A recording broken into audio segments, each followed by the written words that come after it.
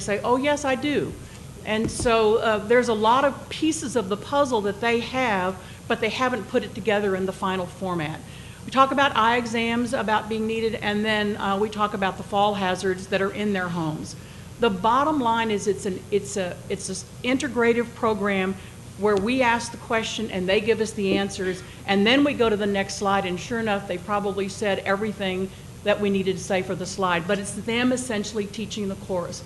So these are the number of fall classes that we've had in our region.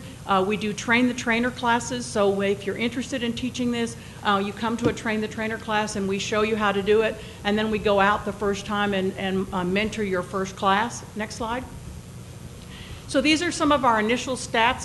The majority of them are female, and the largest group are over the age of 55. Now I know we have a large group in the younger group, 17 to 24.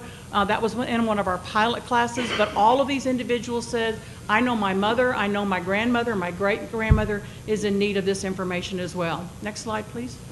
So these are the pretest questions. We want to know what they know on where they find themselves at the beginning of the class. And so we have those questions for them. And the one that I think is most important is, do you have a fear of falling?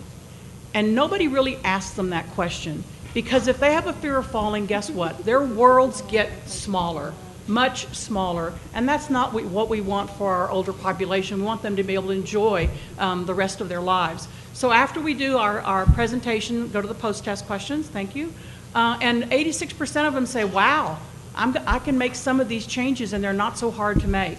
Next slide. So basically we want the older adult to take control of their life, and we've given them the tools to be able to do that. We have a box that we use that have all kind of devices that they could use to keep their house safe, and then we provide them a large bag of handouts that they can use. And this information is also in Spanish. We've not made our presentation in Spanish, but that is our next step. And I'm going to turn it over to Brandy to talk about our next steps. Can you go back this slide? Thank you. Just briefly, I'm Brandy Martinez, Injury Prevention Coordinator for Cmte and part of the group that developed this. But what our next goal is, we've taken the class out. We found it to be somewhat effective, or at least well received. So now it's, we need to look for the evidence. We're going to find a test population based on our registry data from our RAC, and then we're going to saturate that group. We're going to go to EMS, nursing homes, get this course taught, and then research the data later to find out if this is a truly effective and evidence-based program. Thank you very much for being here. It's great. Anybody from the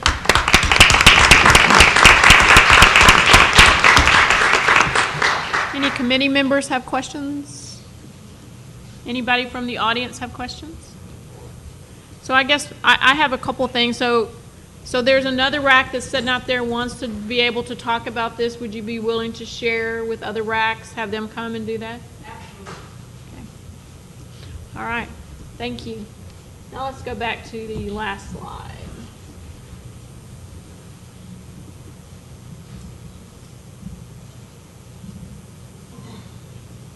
Well, it's not necessary, but.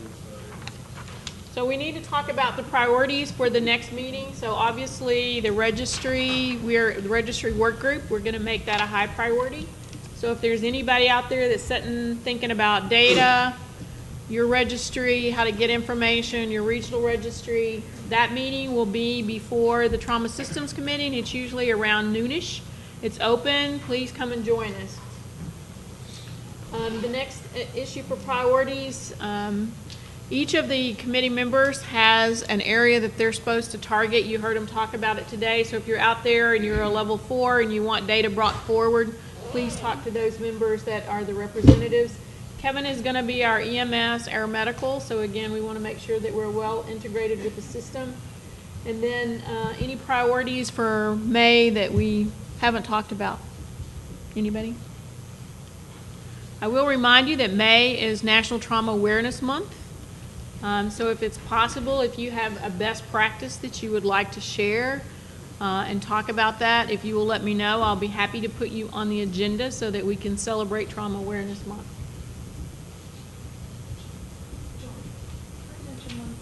Yes.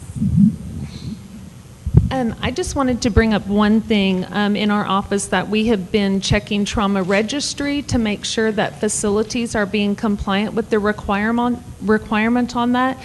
And as we have been going through, we've been finding facilities that have absolutely no records in the registry, even though the facility says, no, here I have evidence of my submissions.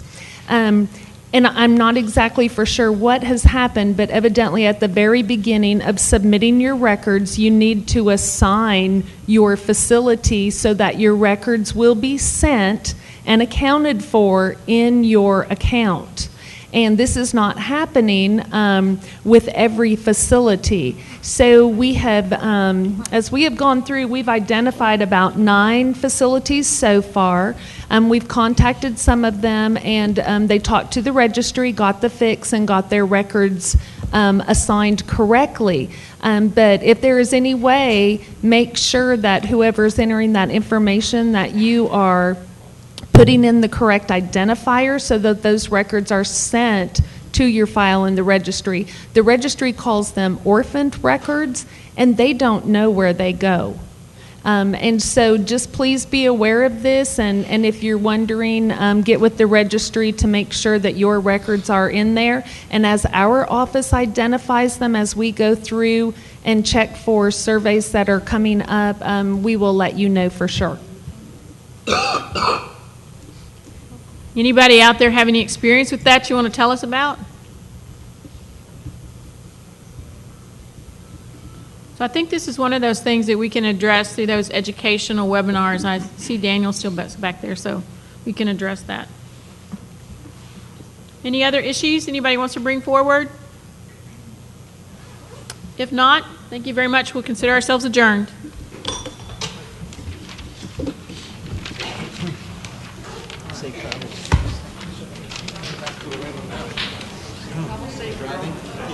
You too.